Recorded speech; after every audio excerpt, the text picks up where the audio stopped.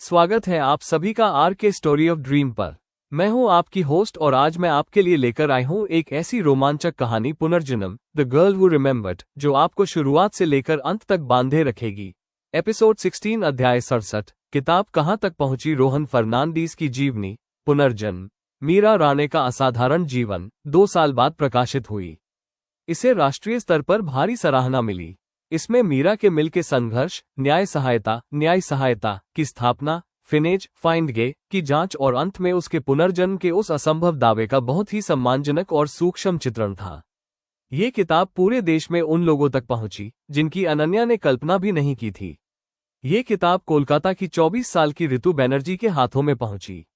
ऋतु 3 महीने पहले ही एक ऐसी अरेंज मैरिज में फंसी थी जहां उसे हर दिन एक अनकहा डर सता रहा था।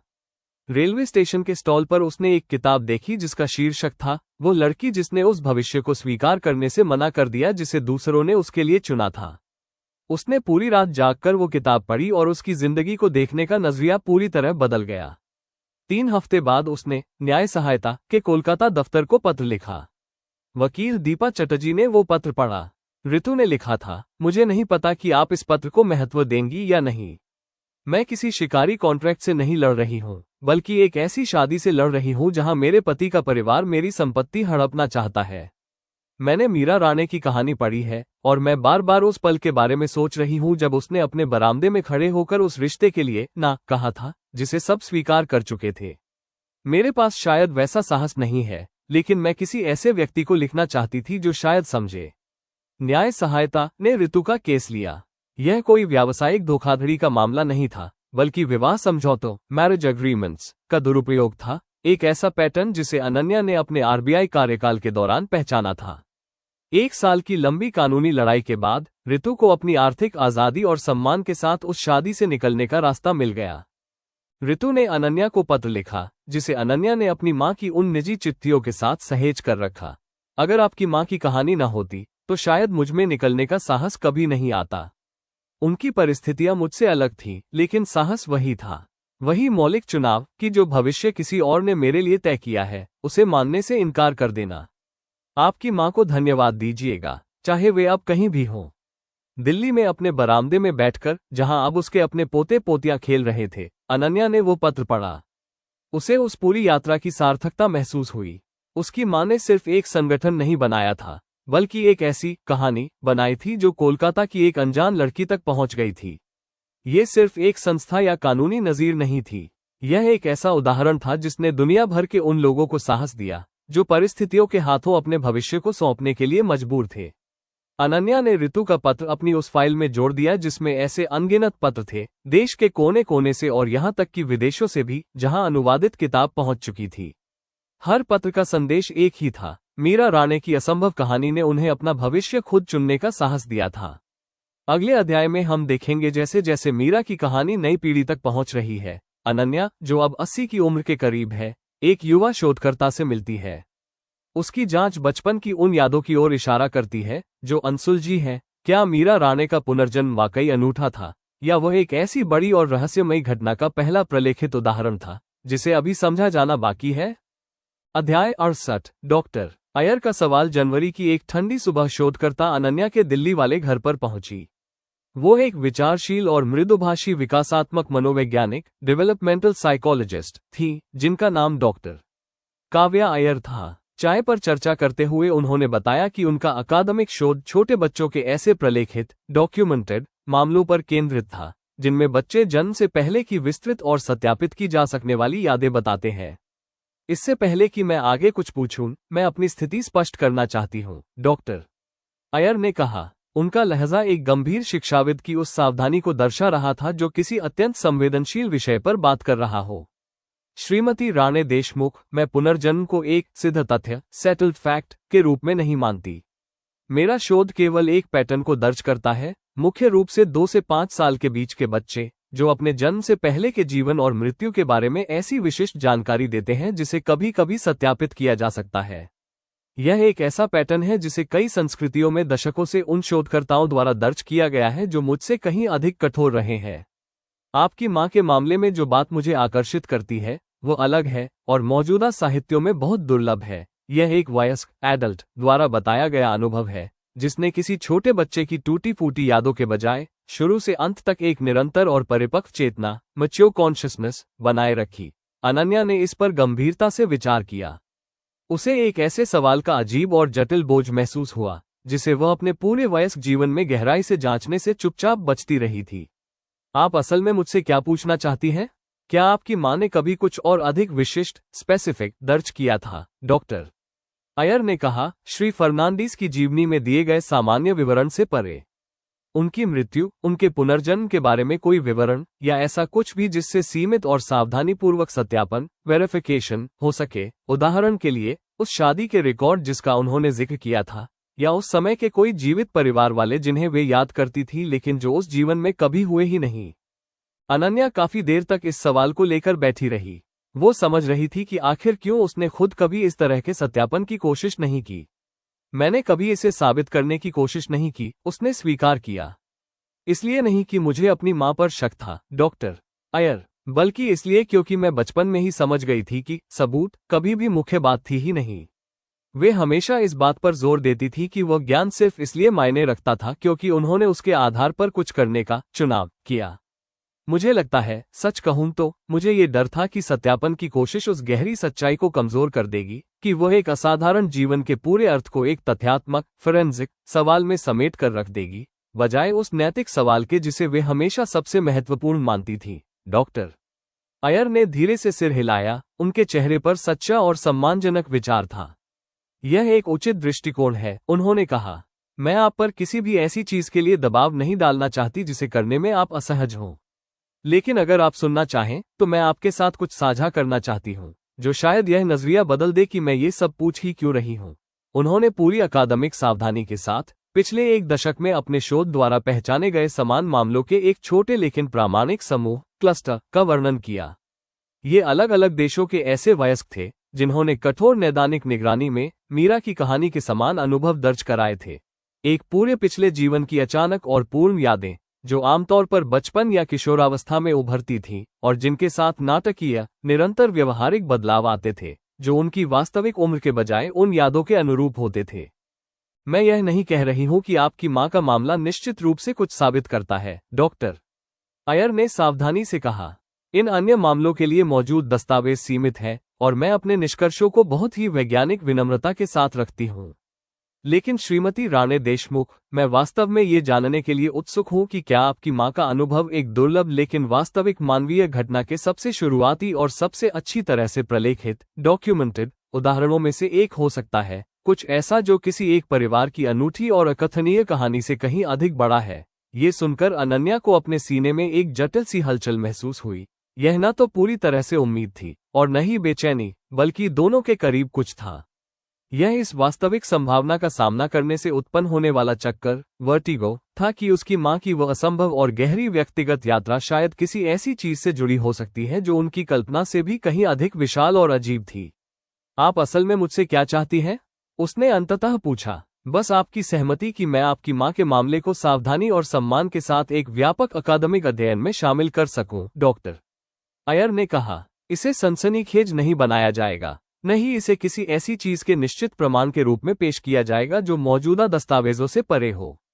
बस इसे मेरे शोध में पहचाने गए अन्य मामलों के साथ ईमानदारी और सावधानी से प्रलेखित किया जाएगा। मुझे लगता है, श्रीमती राणे देशमुख, इन अनुभवों को पूरी तरह से खारिज करने या उन्हें निर्विवाद सत्य मान लेने के बजाय उन्हें इतनी गंभीरता से लेने में वास्तविक मूल्य है कि उनका ठीक से अध्ययन किया जा सके। अनन्या ने इस पर एक लंबे और विचारशील क्षण तक विचार किया। उसे इस फैसले का महत्व समझ आ रहा था कि उसकी मां की असाधारण विरासत को भविष्य की पीढ़ियां कैसे समझेंगी। मुझे लगता है कि मेरी मां भी यही चाहती होंगी, उसने अंत में कहा। वे हमेशा नाटकीय और निराधार दावों के बजाय सावधानीपूर्वक और धैर्यपूर्ण दस्तावेजीकरण में विश्वास करती थी। सच कहूं तो मुझे लगता है कि उन्हें यह जानकर खुशी होती कि कोई आखिरकार इस सवाल को सही ढंग से पूछ रहा है, बजाय उनकी कहानी को बिना किसी वास्तविक जांच के आंख बंद करके मान लेने या खारिज कर देने के। 2 साल बाद एक प्रतिष्ठित अकादमिक पत्रिका में प्रकाशित डॉक्टर अयर के अध्ययन में मीरा राणे के मामले को दुनिया भर से एकत्र किए गए 11 अन्य मामलों के साथ प्रलेखित किया गया था। यह अध्ययन अपने निष्कर्षों में बहुत ही सावधान और नपा तुला था और इसमें जानबूझकर किसी भी पैटर्न की निश्चित व्याख्या देने से परहेज किया गया था। लेकिन किसी भी कठोर अकादमिक संदर्भ में पहली बार इसने उस घटना के बारे में एक वास्तविक और गंभीर बातचीत शुरू कर दी, जिसे मीरा ने अपने उस असाधारण दूसरे जीवन के पहले कुछ कठिन महीनों में पूरी तरह से अकेले जिया और चुपचाप सहा था। दिल्ली में अपने बरामदे में एक बार फिर बैठी अनन्या ने उस प्रकाशित अध्ययन को ध्यान से पढ़ा। उसे एक गहरी और स्पष्ट याद आई अपनी मां के उस बिना भेजे गए पत्र के शब्दों की, जिसे उसने अभी भी सावधानी से सहेज कर रखा था। मुझे नहीं पता कि क्या आत्माएं वाकई लौटकर आती है, लेकिन मैं ये जानती हूं, इसके बाद जो भी हो, मुझे अब डर नहीं लगता। शायद वो पहली व्यक्ति थी जिसने इस बारे में इतनी स्पष्टता से बात की कि किसी ने आखिरकार सुना। अनन्या ने दिल्ली की शाम को ढलते हुए देखकर सोचा, या शायद ये, जैसा कि वे हमेशा जोर देती थी, उस चीज से कहीं कम महत्वपूर्ण है जो उन्होंने अपने मिले हुए उस असंभव उपहार से बनाने का चुनाव किया था। मुझे लगता है अंत में दोनों बातें सच हो सकती है। वह रहस्य मायने रखता है, लेकिन उनका वो चुनाव, चॉइस, उससे भी कहीं ज्यादा मायने रखता था। अगले अध्याय में हम देखेंगे डॉक्टर अय्यर का अध्ययन नासिक की एक युवा महिला का अप्रत्याशित ध्यान आकर्षित करता है, जो अपनी खुद की यादें होने का दावा करती है। ऐसी यादें जो सावधानीपूर्वक और धैर्यपूर्ण जांच के बाद सीधे मीरा राणे की अपनी असाधारण कहानी से जुड़ती हुई प्रतीत होती है, एक ऐसे तरीके से जो अंततः पुनर्जन्म के उस अद्भुत चक्र को पूरी तरह से बंद कर देगा। अध्याय 69, नासिक की लड़की। यह पत्र डॉक्टर अय्यर के विश्वविद्यालय के कार्यालय में उनके अध्ययन के प्रकाशन के 6 महीने बाद पहुंचा था, जिसे अंततः युवा लेखिका की सावधानीपूर्वक अनुमति के साथ दिल्ली में अनन्या के पास भेज दिया गया था। ये पत्र नासिक में रहने वाली 26 वर्षीय सानिका पवार नाम की एक महिला का था, जिसमें उसने उन अनुभवों का वर्णन किया था जिन्हें उसने पहले कभी अपने तात्कालिक परिवार के बाहर किसी के साथ साझा नहीं किया था। मैं विशेष रूप से किसी के पुनर्जन्म होने का दावा नहीं करती, सानिका ने एक सावधान और सोची समझी ईमानदारी के साथ लिखा था, जिस पर अनन्या ने तुरंत और स्वाभाविक रूप से भरोसा कर लिया। मैं शुरू से ही इस बारे में स्पष्ट होना चाहती हूँ, क्योंकि मैं समझती हूँ कि मेरी जैसी कहानी का उन लोगों द्वारा कितनी आसानी से दुरुपयोग या गलत अर्थ निकाला जा सकता है जो मेरे वास्तविक अनुभव से कहीं अधिक कुछ नाटकीय तलाश रहे हैं।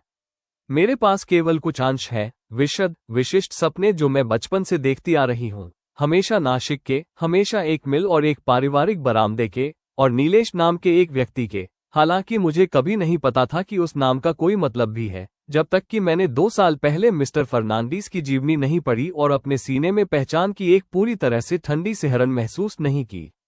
मुझे नहीं पता कि इसका क्या मतलब निकाला जाए। मेरे पास कभी भी एक पूरी कहानी नहीं रही, जैसा कि आपकी मां ने स्पष्ट रूप से अनुभव किया था, वैसा संपूर्ण या अभिभूत कर देने वाला कुछ भी नहीं। बस कुछ टुकड़े हैं, एक विशेष सीलिंग, छत, जिस पर दौड़ते हुए कुत्ते के आकार का पानी का दाग है, बिल्ली के कार्टून वाली एक कॉपियों की किताब, एक आम के पेड़ के नीचे खड़े होने का वो विशिष्ट, सटीक एहसास, जहां बिना पूरी तरह से व्यक्त कर पाए भी यह समझ आ जाता था कि कुछ महत्वपूर्ण घट रहा है। मैं आपके परिवार से किसी संबंध का दावा करने के लिए नहीं लिख रही हूं, श्रीमती राणे देशमुख। मैं इसलिए लिख रही हूं क्योंकि मैं इन अंशों को अपनी पूरी जिंदगी अपने साथ लेकर चली हूं, इनसे भ्रमित और थोड़ी डरी हुई रही हूं, और आपकी मां की कहानी पढ़ना पहली बार ऐसा अनुभव था जिसने मुझे इनके साथ कम अकेला महसूस कराया। मुझे इसकी आवश्यकता नहीं है कि आप मुझ पर विश्वास करें, या इनकी व्याख्या करें, या इनके अर्थ के बारे में कुछ भी पुष्टि करें। मैं केवल इतना चाहती थी कि कोई ऐसा व्यक्ति जो वास्तव में इसे समझ सके, ये जाने कि इनका अस्तित्व है। अनन्या ने सानिका से व्यक्तिगत रूप से मिलने की व्यवस्था करने से पहले उस पत्र को 3 बार पढ़ा। वो खुद अपने जीवन के 70 के दशक के उत्तरार्ध में नासिक की यात्रा पर गई, जो उनके पूरे असाधारण जीवन की सबसे महत्वपूर्ण मुलाकातों में से एक साबित होने वाली थी। वे सानिका के अपने शांत सुझाव पर उसी आम के पेड़ के नीचे मिले, जहां वर्तमान घर के मालिकों ने एक बार फिर उस छोटे से बगीचे में जाने की उदारतापूर्वक अनुमति दे दी थी जो मीरा की असाधारण यात्रा का साक्षी रहा था।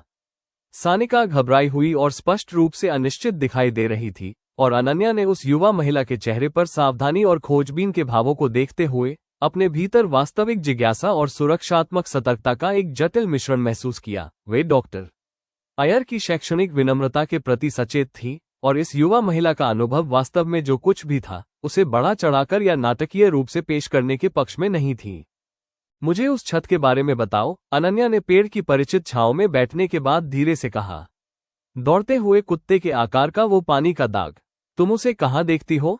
एक छोटे से शयन कक्ष बेडरूम में सानिका ने अपनी आवाज में एक वास्तविक और सावधान अनिश्चितता के साथ धीरे से कहा, जहां एक सिंगल ट्यूब लाइट है और उसके प्लास्टिक कवर के अंदर एक मरा हुआ कीड़ा फंसा हुआ है।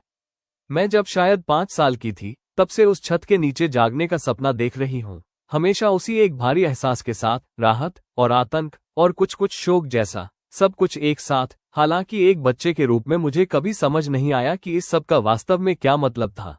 अनन्या ने अपने सीने में कुछ बहुत शांत और पूरी तरह से स्थिर होते हुए महसूस किया। यह कोई निश्चित प्रमाण नहीं था, वो अच्छी तरह समझती थी और डॉक्टर अयर की कठोर शैक्षणिक सतर्कता ने उन्हें इसका सम्मान करना सिखाया था, लेकिन इसके बावजूद ये कुछ बेहद गहरा और महत्वपूर्ण था।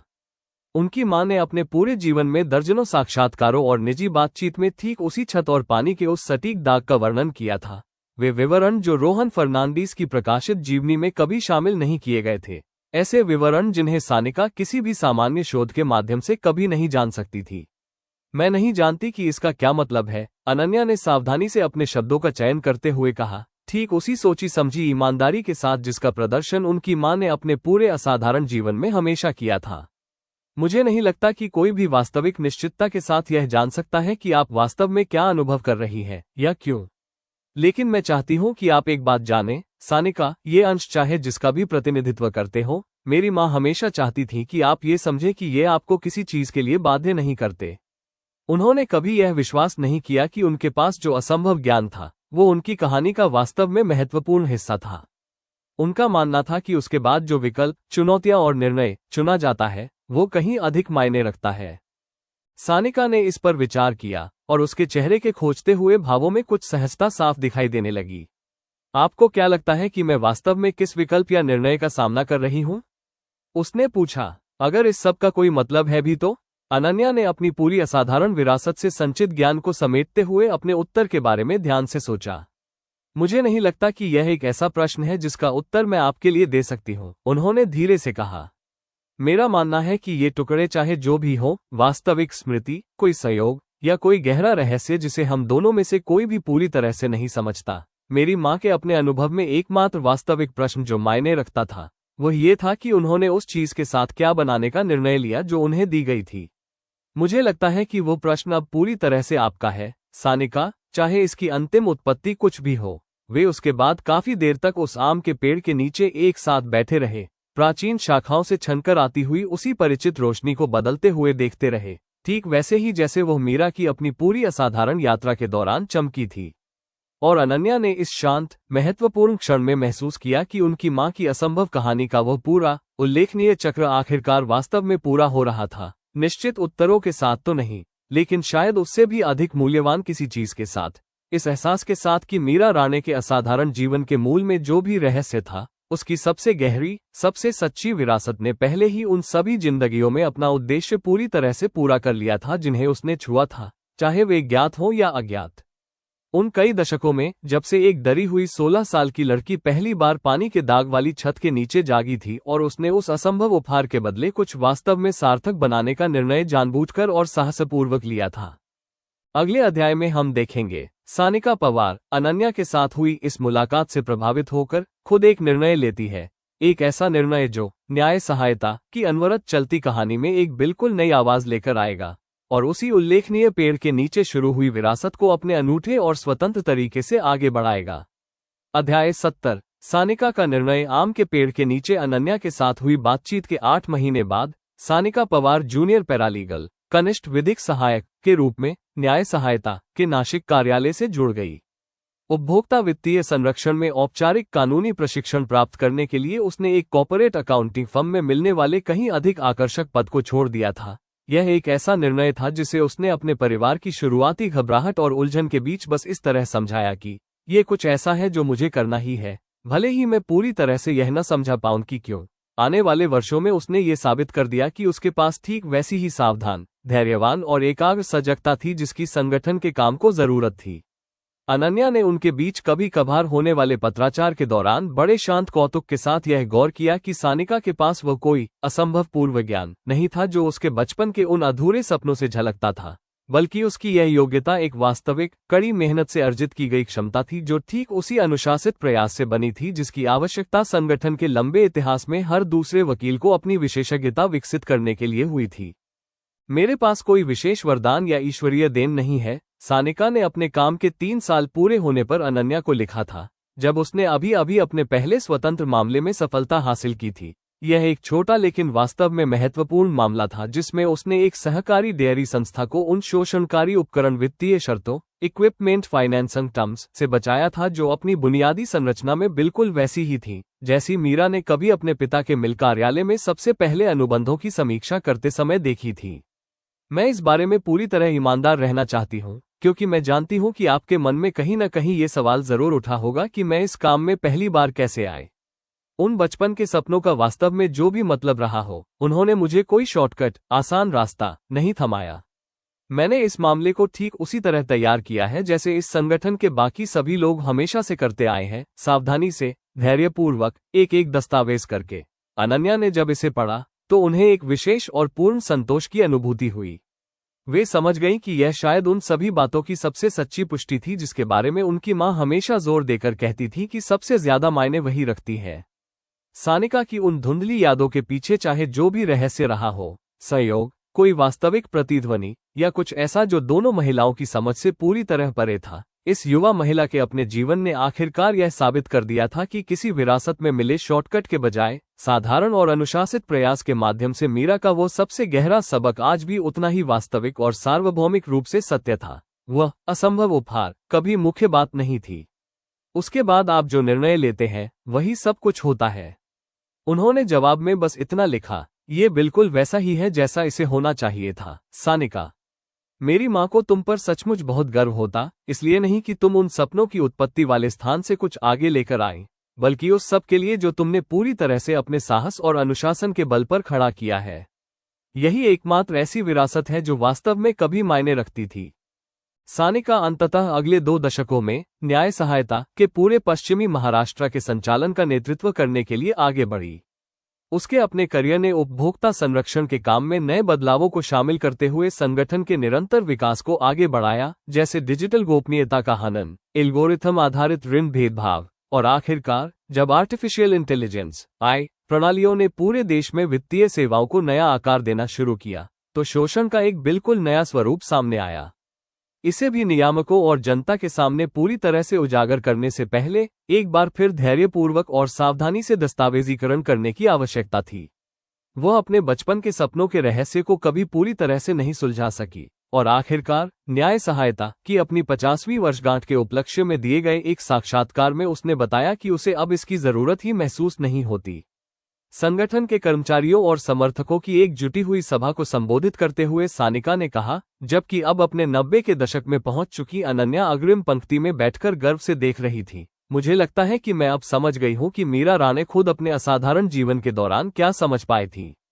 रहस्य वास्तव में वो विरासत नहीं है, निर्णय, चॉइस है। यादों के उन टुकड़ों का वास्तव में जो भी अर्थ रहा हो, वास्तविक प्रतिध्वनि, संयोग या मेरी समझाने की क्षमता से परे कुछ और, मायने ये रखता था कि मैंने उस समय क्या बनाया जब मैं आखिरकार यह समझ गई कि एक अलग तरह का जीवन वास्तव में संभव था। मुझे लगता है कि पुनर्जन्म की सच्ची विरासत यही है। पुनर्जन्म कोई असंभव या एकमात्र अनूठी घटना नहीं है। पुनर्जन्म एक विकल्प के रूप में है जो हर एक पीढ़ी में किसी के लिए भी उपलब्ध है। एक ऐसा व्यक्ति बनने का निर्णय जो परिस्थितियों की मांग से कहीं अधिक बहादुर हो। अगले अध्याय में हम देखेंगे जैसे जैसे न्याय सहायता अपनी 100वीं वर्षगांठ के करीब पहुंच रहा है, संगठन अपने अब तक के सबसे बड़े संस्थागत परीक्षण का सामना कर रहा है, एक ऐसा व्यापक तकनीकी बदलाव जो इसकी पूरी ऐतिहासिक कार्यप्रणाली को अप्रचलित, ऑब्सोलीट बनाने की धमकी दे रहा है। यह नेतृत्व की एक नई पीढ़ी को ये तय करने के लिए मजबूर कर रहा है कि क्या मीरा राणे का मूल दृष्टिकोण एक ऐसे युग में वास्तव में जीवित रह सकता है जिसकी उन्होंने कभी कल्पना भी नहीं की होगी। अध्याय 71, एल्गोरिदम की समस्या। सानिका के 50वीं वर्षगांठ के संबोधन के 3 वर्ष बाद 96 वर्ष की आयु में अनन्या का शांतिपूर्वक निधन हो गया। उन्होंने अपने जीवनकाल में न्याय सहायता की कार्यप्रणाली को औपचारिक रूप से राष्ट्रीय वित्तीय साक्षरता पाठ्यक्रमों में शामिल होते देखा था और उनके खुद के रिजर्व बैंक के सुधारों को कई अन्य विकासशील अर्थव्यवस्थाओं में एक मॉडल के रूप में उद्धृत किया गया था। उनका जाना, जिसे पूरे संगठन ने गहराई से महसूस किया, एक तरह से मीरा की अपनी पीढ़ी से अंतिम प्रत्यक्ष कड़ी का समाप्त होना था। वे आखिरी व्यक्ति थी जो व्यक्तिगत रूप से उस महिला को जानती थी जिसके असंभव दूसरे मौके ने सब कुछ शुरू किया था। वो संगठन जो वे अपने पीछे छोड़ गई, जो अब अपने निरंतर संचालन के 100वें वर्ष के करीब पहुंच रहा था, सानिका के उत्तराधिकारी के नेतृत्व में एक ऐसी चुनौती का सामना कर रहा था जिसके बारे में न तो मीरा और न ही अनन्या पूरी तरह से अनुमान लगा सकती थी। शोषणकारी वित्तीय नुकसान बीते दशकों में कृत्रिम बुद्धिमत्ता AI प्रणालियों द्वारा संचालित रूपों में बदल चुका था। इन प्रणालियों की निर्णय लेने की प्रक्रिया उस सावधान और मानवीय दस्तावेजीकरण के बिल्कुल विपरीत थी जिसने न्याय सहायता की पूरी ऐतिहासिक कार्यप्रणाली को परिभाषित किया था। संगठन के वरिष्ठ नेतृत्व के साथ एक रणनीतिक योजना सत्र के दौरान मीनल भोसले ने समझाया, अब हम केवल एक एक करके अनुबंध की धाराओं को नहीं पढ़ सकते। मीनल का उस भ्रष्ट विधायक से कोई संबंध नहीं था जिसे उनके संगठन ने कभी बेनकाब करने में मदद की थी। यह उपनाम का एक ऐसा संयोग था जिसे समझाने की उन्हें अपने पूरे करियर में आदत हो चुकी थी। उन्होंने आगे कहा, एल्गोरिथम आधारित ऋण देने वाले लैंडिंग नए प्लेटफॉर्म प्रति सेकंड हजारों व्यक्तिगत निर्णय लेते हैं।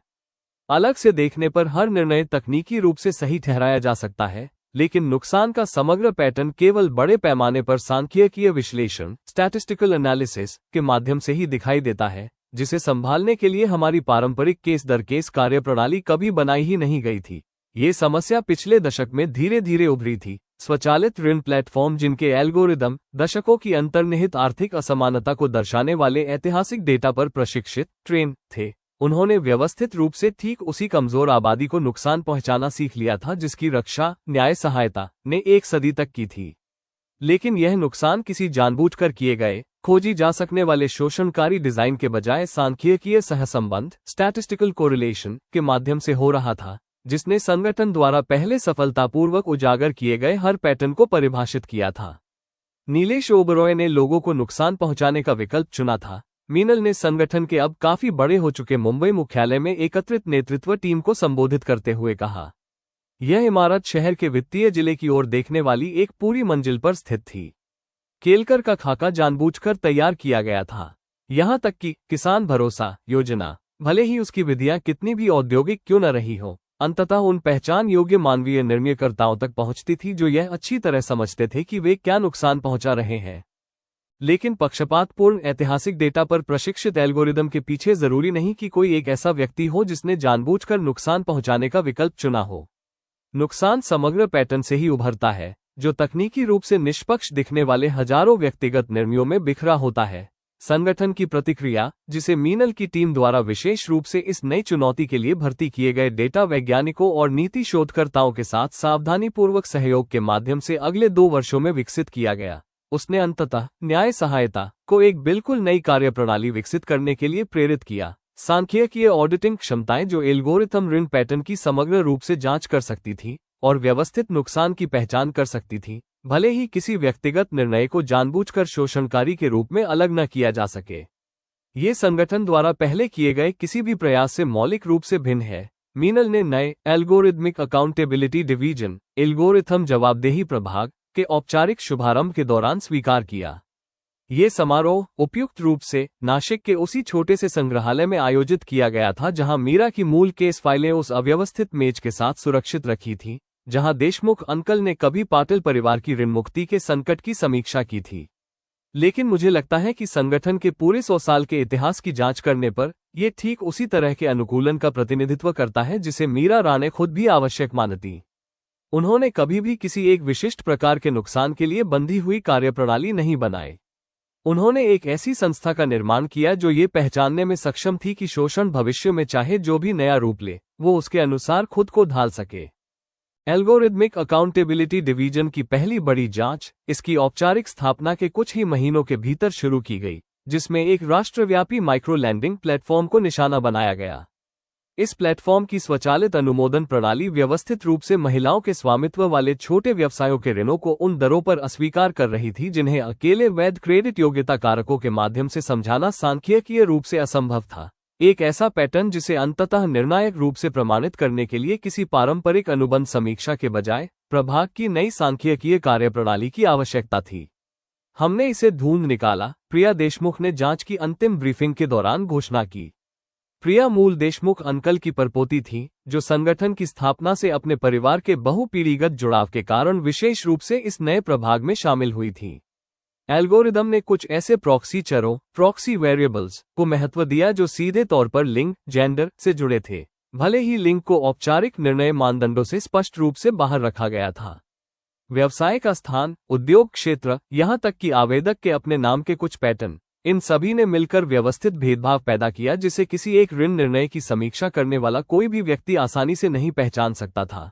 इसके परिणामस्वरूप जो नियामक हस्तक्षेप, रेगुलेटरी इंटरवेंशन हुआ, उसे एक गठबंधन बनाने की रणनीति के माध्यम से सुरक्षित किया गया, जिसने अपनी बुनियादी संरचना में ठीक उसी चीज को दोहराया जो मीरा और अनन्या ने कभी अपनी अपनी पीढ़ियों में शुरू की थी।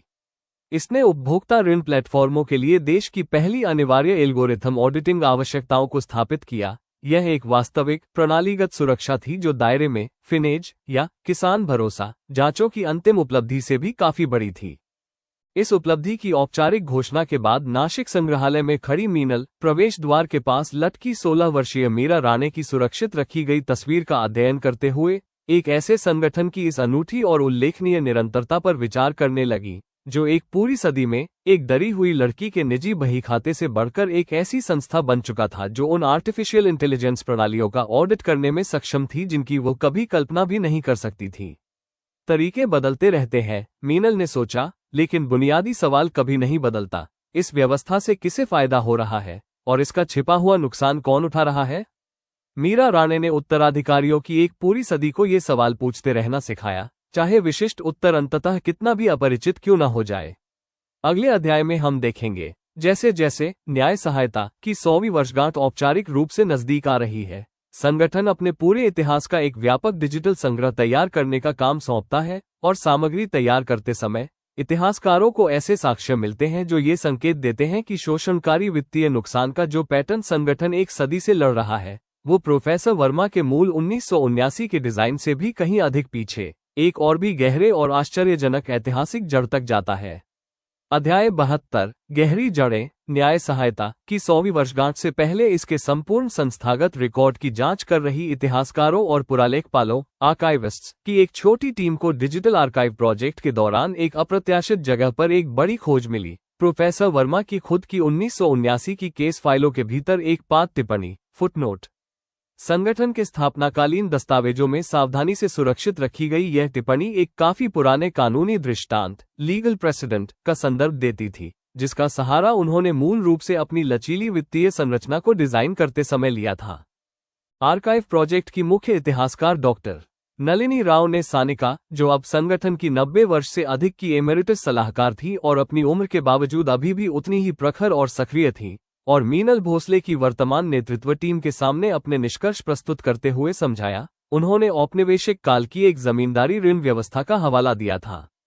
19वीं सदी के उत्तरार्ध में कुछ भूमि राजस्व संग्राहकों लैंड रेवेन्यू कलेक्टर्स द्वारा इस्तेमाल की जाने वाली एक संरचना, जो वास्तविक कठिनाई का सामना कर रहे बटाईदार किसानों टेनेंट फार्मर्स के लिए लचीली पुनर्भुगतान शर्तों की अनुमति देती थी, लेकिन उसमें कुछ ऐसे प्रावधान शामिल थे जो यदि मूल रूप से इच्छित उद्देश्य से भिन्न तरीके से लागू किए जाएं, तो धीरे धीरे संचित होने वाले दायित्वों के माध्यम से भूमि का स्वामित्व हस्तांतरित कर सकते थे। सानिका ने वास्तविक और गहरी रुचि के साथ उस अभिलेखीय दस्तावेज का अध्ययन किया। उन्होंने अपने संगठन के पूरे समझे गए इतिहास को किसी के भी द्वारा पहले खोजे गए इतिहास की तुलना में काफी पीछे तक बढ़ते हुए देखने का एक विशेष और उल्लेखनीय भार महसूस किया। उन्होंने धीरे से कहा, तो इस बुनियादी पैटर्न की शुरुआत प्रोफेसर वर्मा से बिल्कुल नहीं हुई थी। उन्होंने केवल एक ऐसी चीज को फिर से खोजा और उसका आधुनिकीकरण किया जो उनके अपने मूल डिजाइन से भी लगभग एक सदी पुरानी थी। डॉक्टर राव ने पुष्टि करते हुए कहा, बिल्कुल ऐसा ही प्रतीत होता है। और इससे भी अधिक चिंताजनक बात यह है कि हमारा शोध संकेत देता है कि मूल जमींदारी संरचना ने खुद भी उससे भी पुराने दृष्टांतों का सहारा लिया होगा। ब्रिटिश औपनिवेशिक प्रशासन द्वारा उन्हें औपचारिक रूप देने और कुछ प्रलेखित मामलों में राजस्व निष्कर्षण के उद्देश्यों के लिए जानबूझकर उन्हें हथियार बनाने से सदियों पहले दक्षिण एशियाई कृषि अर्थव्यवस्थाओं में ऋण दास्ता डेट बॉन्डेज की व्यवस्थाएं मौजूद थीं। मीनल इस रहस्योद्घाटन को सुनकर शांत बैठ गई। उन्होंने इस बात के सबूतों का सामना करने का एक विशेष और गंभीर भार महसूस किया कि जिस पैटर्न से उनका संगठन एक सदी से लड़ रहा था, वह वास्तव में कोई आधुनिक आविष्कार नहीं था, बल्कि खुद आर्थिक असमानता की बुनियादी संरचना में कहीं अधिक गहराई से रची बसी किसी बहुत पुरानी चीज की एक स्थायी, अनुकूलन योग्य अभिव्यक्ति थी। उन्होंने आखिरकार कहा, यह हमारे पूरे मिशन को समझने के तरीके को बदल देता है ना? हमने हमेशा अपने काम को शोषणकारी तकनीकों में विशिष्ट, पहचान योग्य नवाचारों, केलकर का खाका, फिनेच के डिजिटल प्लेटफॉर्म, अब एल्गोरिथम आधारित ऋण भेदभाव के जवाब के रूप में देखा है। लेकिन अगर अंतर्निहित पैटर्न वास्तव में सदियों पुराना है, शायद इस औपनिवेशिक काल के दृष्टांत के संकेत से भी कहीं अधिक पीछे जाता है, तो हम अलग अलग ऐतिहासिक खलनायकों की एक श्रृंखला से नहीं लड़ रहे हैं। हम इस बात से लड़ रहे हैं कि जब भी पर्याप्त आर्थिक असमानता अवसर पैदा करती है, तो सत्ता खुद को किस तरह व्यवस्थित करने की प्रवृत्ति रखती है। सानिका ने अपने कई दशकों के संचित संस्थागत ज्ञान का सहारा लेते हुए इस पर विचार किया।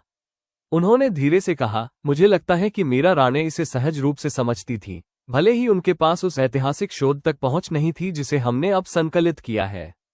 उन्होंने हमेशा इस बात पर जोर दिया कि यह लड़ाई कभी भी किसी एक व्यक्ति को हराने के बारे में नहीं थी। मुझे लगता है कि शायद उनके किसी हिस्से ने 16 साल की उम्र में भी यह पहचान लिया था कि वह किसी एक व्यक्ति की व्यक्तिगत महत्वाकांक्षा से कहीं अधिक बड़ी और स्थायी चीज का सामना कर रही थी। इस खोज ने अंततः संगठन की 100वीं वर्षगांठ के समारोह को काफी हद तक नया आकार दे दिया, जिसने मूल रूप से योजनाबद्ध एक जश्न मनाने वाले पूर्वव्यापी रेट्रोस्पेक्टिव कार्यक्रम को कुछ अधिक वास्तविक रूप से चिंतनशील चीज में बदल दिया। इस मान्यता के साथ एक ईमानदार स्वीकारोक्ति की न्याय सहायता कमीशन संचालन की अपनी पहली सदी में कितना भी सफल रहा हो, नुकसान के एक ऐसे पैटर्न को संबोधित करता था जो किसी भी एकल संस्थागत प्रतिक्रिया की तुलना में कहीं अधिक पुराना और गहराई से जुड़ा हुआ था। मीनल ने मुंबई के भव्य कन्वेंशन हॉल में आयोजित औपचारिक वर्षगांठ सभा को संबोधित करते हुए कहा, जहां दशकों पहले मीरा के खुद के राज्य सम्मान समारोह की तुलना में काफी बड़ी और भौगोलिक रूप से विविध जनसमूह उपस्थित था, मैं आज यहां एकत्रित सभी लोगों के साथ ईमानदार रहना चाहती हूं। हमने हाल ही में खोजा है कि शोषणकारी आर्थिक शोषण का जो पैटर्न हमारा संगठन एक सदी से लड़ रहा है, वो हमारी पिछली समझ से कहीं अधिक पीछे जाता है, केवल दशकों नहीं, बल्कि संभावित रूप से सदियों पीछे। मैं इस खोज को निराशाजनक रूप में पेश कर सकती हूँ, इस सबूत के रूप में कि हमारा काम कभी वास्तव में समाप्त नहीं होगा, कि जिस भी विशिष्ट शोषणकारी योजना को हम सफलतापूर्वक उजागर और बाधित करेंगे, उसे किसी नए अनुकूलन द्वारा बदल दिया जाएगा, अनिश्चित काल के लिए, जैसा कि स्पष्ट रूप से दर्ज आर्थिक इतिहास में हमेशा से होता आया है। वह रुकी और उन्होंने एकत्रित भीड़ की ओर देखा, मूल संस्थापकों के वंशज, पूरे देश के कार्यालयों के वर्तमान कर्मचारी और तेजी से बढ़ रहे कई अंतर्राष्ट्रीय भागीदार संगठनों के लोग और अनगिनत ऐसे व्यक्ति जिनके जीवन को एक पूरी सदी में संगठन के धैर्यवान, सावधान काम ने छुआ था। उन्होंने आगे कहा, लेकिन मुझे वास्तव में ये खोज निराशाजनक नहीं लगती, मुझे ये स्पष्ट करने वाली लगती है। मीरा राणे ने कभी यह विश्वास नहीं किया कि वह एक ऐसी चीज का निर्माण कर रही है जो एक बार और हमेशा के लिए शोषणकारी दोहन पर अंतिम, स्थायी विजय प्राप्त कर लेगी। मुझे लगता है कि वो सहज रूप से बिल्कुल वही समझती थी जो हमारे इतिहासकारों ने अब स्पष्ट रूप से प्रलेखित किया है, कि इस लड़ाई के लिए पीढ़ी दर पीढ़ी निरंतर सतर्कता की आवश्यकता होती है, ठीक इसलिए क्योंकि अंतर्निहित पैटर्न इस बात की बुनियादी संरचना में बुना हुआ है कि जब भी पर्याप्त असमानता शोषण का अवसर पैदा करती है, तो आर्थिक शक्ति खुद को कैसे व्यवस्थित करती है। हमारे संगठन की सच्ची विरासत कभी भी एक अंतिम, पूर्ण समाधान बनने के लिए नहीं थी। ये हमेशा से बिल्कुल वही बनने के लिए थी जो ये बन चुकी है, एक ऐसी संस्था जो प्रत्येक नई पीढ़ी को ये सिखाने में सक्षम हो कि इस प्राचीन पैटर्न को अपने खुद के विशेष ऐतिहासिक क्षण में चाहे जो भी नया रूप मिले, उसे कैसे पहचाना जाए और उसका विरोध किया जाए। सभा की तालियों की गड़गड़ाहट में, उन लोगों के लिए जिन्होंने मीनल द्वारा अभी कही गई बात के पूरे महत्व को समझा था, एक विशेष और पूर्ण मान्यता शामिल थी, न केवल संचित उपलब्धियों की एक सदी का जश्न मनाना, बल्कि आने वाली पीढ़ियों के लिए अभी भी बचे हुए और संभवतः हमेशा बने रहने वाले काम की शाश्वत प्रकृति को वास्तविक और ईमानदारी से स्वीकार करना। अगले अध्याय में हम देखेंगे, वर्षगांठ समारोह के बाद सानिका, जो अब अपने अंतिम वर्षों में है, एक अंतिम, व्यापक साक्षात्कार के लिए बैठती है, मीरा राणे की मूल कहानी के साथ अपने पूरे असाधारण जीवन के जुड़ाव पर विचार करते हुए और ऐतिहासिक रिकॉर्ड के लिए अपनी खुद की पूरी समझ प्रस्तुत करते हुए कि पुनर्जन्म का अंततः वास्तव में क्या अर्थ है। तो दोस्तों, अगर आपको ये कहानी अच्छी लगी हो और आप मीरा के इस संघर्ष और उसके पुनर्जन्म के रहस्य के साथ हमारे इस सफर में आगे भी बने रहना चाहते हैं, तो चैनल को सब्सक्राइब जरूर करें और बेल आइकन दबाना न भूलें। वीडियो को एक प्यारा सा लाइक जरूर दें और कमेंट करके मुझे बताइए, क्या आपको लगता है कि मीरा अपने इस दूसरे जीवन में नीलेश ओबरॉय के हर एक साजिश को नाकाम कर पाएगी? आपके कमेंट्स मुझे बहुत हौसला देते हैं और मैं हर एक कमेंट पढ़ने की कोशिश करती हूँ। अगली कड़ी में क्या होगा, जानने के लिए बने रहिए आर के स्टोरी ऑफ ड्रीम के साथ। तब तक के लिए अपना ख्याल रखें।